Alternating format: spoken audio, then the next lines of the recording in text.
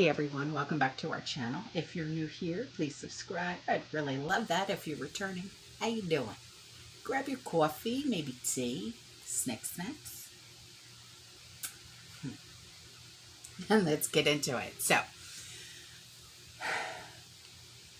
what we're going to be talking about today is Germany and a little bit on China. All right, now Germany, they are implementing strict energy rationing.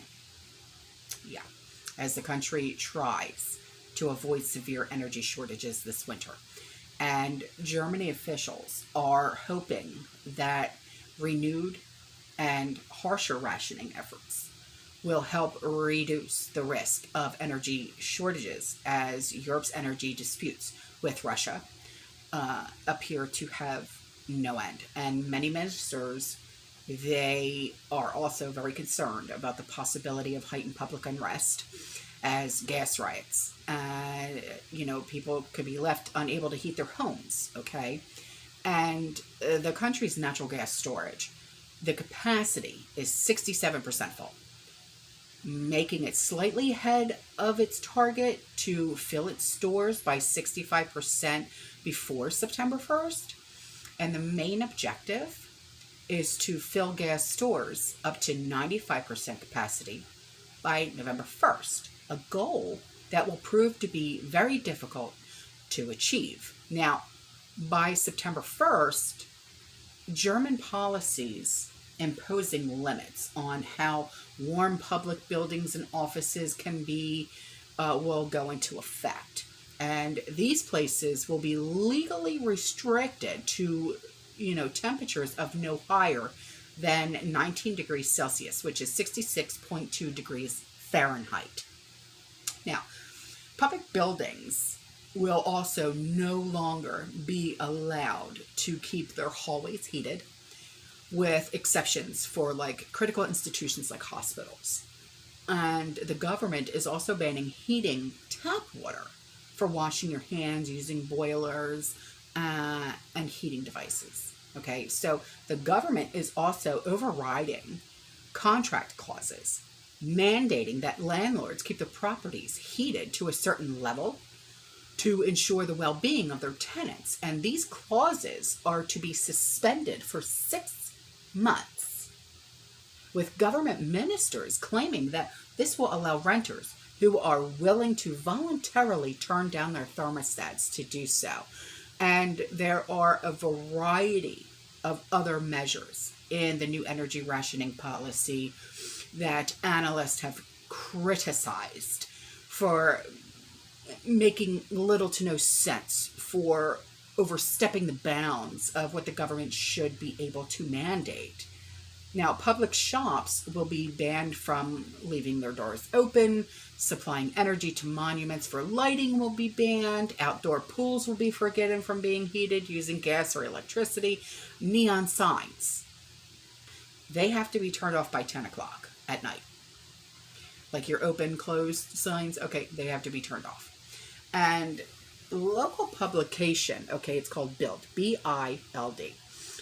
They noted that these policies will likely not be appreciated, okay, obviously, by most of the population. And noted economists have urged the government to be pragmatic about its energy policies and keep fossil fuel from, nuclear power stations online for the time being. And the general manager of the German Association of Towns and Municipalities, he even warned that the new energy policies are effectively unenforceable and local authorities will not be in a position to check with compliance. So, that I have heard of a few things happening here with I think it was Texas, also California, I believe, where they're telling you can't put your AC on lower than 78 degrees, I think it was. Am I right about that? 78 degrees?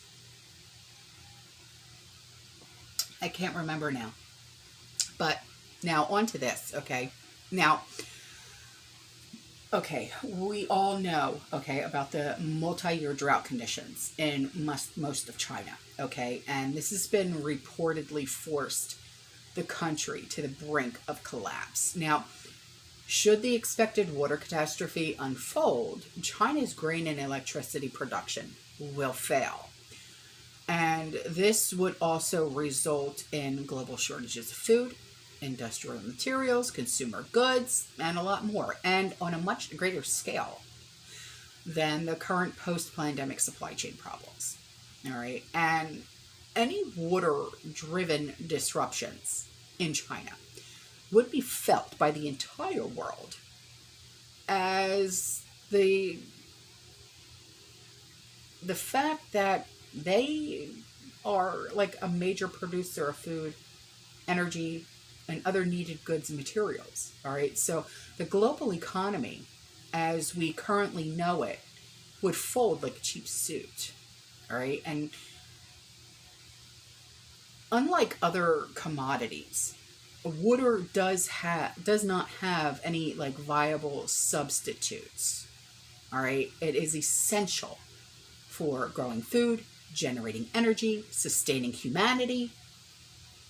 Now for China, water has also been crucial for the country's rapid development. Currently, China consumes 10 billion barrels of water a day, about 700 times its daily oil consumption. And for 4 decades, okay, four decades of explosive economic growth, combined with food security policies that aim at national self-sufficiency, have pushed northern China's water system beyond a sustainable level. And they threaten to do the same in some parts of China, other parts of China as well, in southern China. Now, fresh water, okay, it has been a problem in many parts of Asia for some time now. In Hong Kong, for instance, seawater has been used to flush toilets for several decades now. And in China, as of 2020, water availability in the North China Plain has been at least 50% below what the United Nations considers to be a situation of acute water scarcity. And the situation is the same or worse in cities like Beijing, Shanghai, okay? And the North China Plain's 253 cubic meters per capita of available water is less than half of Egypt's 570 cubic meters per capita in 2019. So a year of severe water stress for the North African country. Okay, keep in mind that Egypt does not have to maintain a large manufacturing base like China does, okay?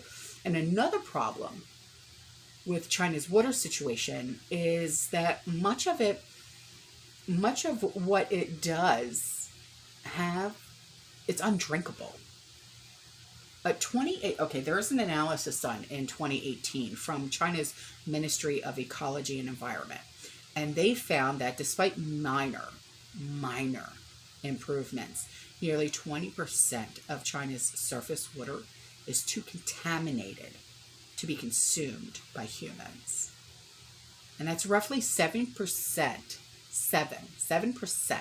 of China's available water is unfit for any use.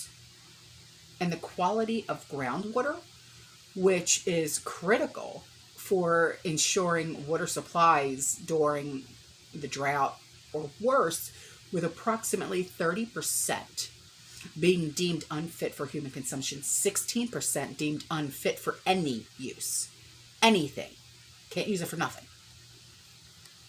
Now, a big part of that contamination comes from China's heavy industries, which pollute dangerous chemicals straight into the ground, into existing water supplies. So there is also the chemical runoff from industrial agriculture, which, like the United States, leaves the ground and environment polluted for many years as it seeps into groundwater supplies.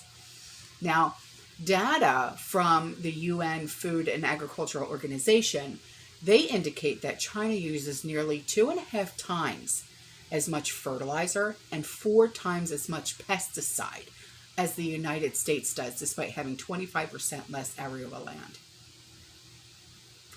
And the CCP is notorious for trying to cover up these inconvenient facts, okay, as they make the country look bad. But the truth is out there for inquiring minds. And it tells the story of what the future holds for China and the rest of the world that relies on that country as a manufacturing and trade partner. And the North China Plain has also been getting overused for many years, leaving it at a risk for drying up completely. And the most populated areas, okay, in northern China includes areas like it's Yangtze River. I'm not going to try and pronounce it. Ranging from eastern Sichuan, Sichuan, to southern Jilin, Jillim, and it's home to more than 1 billion people. And they are also suffering as water supplies are drying up. So for the past 15 years, in fact, much of that region has been steady declines in not just groundwater, but also lakes and river water too. So in parts of North China, groundwater levels have declined by 1 meter per year, okay, causing naturally occurring underwater water storage aquifers to collapse, which has triggered land subsidence and compromised the aquifer's potential for future recharge. So recognizing the urgency of this problem, China's government in 2003, they launched, it was like a $60 billion south to north water transfer project, and which draws water from tributaries of that river, it starts with a Y, to replenish the dry north, to boost rainfall, and sometimes engineer better weather, for example, for the Olympics, okay, the ceremonies and party anniversary events. China has also deployed aircraft and rockets to lace the clouds with silver iodide and liquid nitrogen. And it's a process called cloud seeding. Yeah. So, well, that's what's going on over there, And will it affect us? Absolutely. It'll affect the supply chain greatly. It really will. All right, guys, I'm out of here. I love you. I'll see you in the next one. You stay safe. You stay positive. You keep prepping. And as always, fearless. Ciao.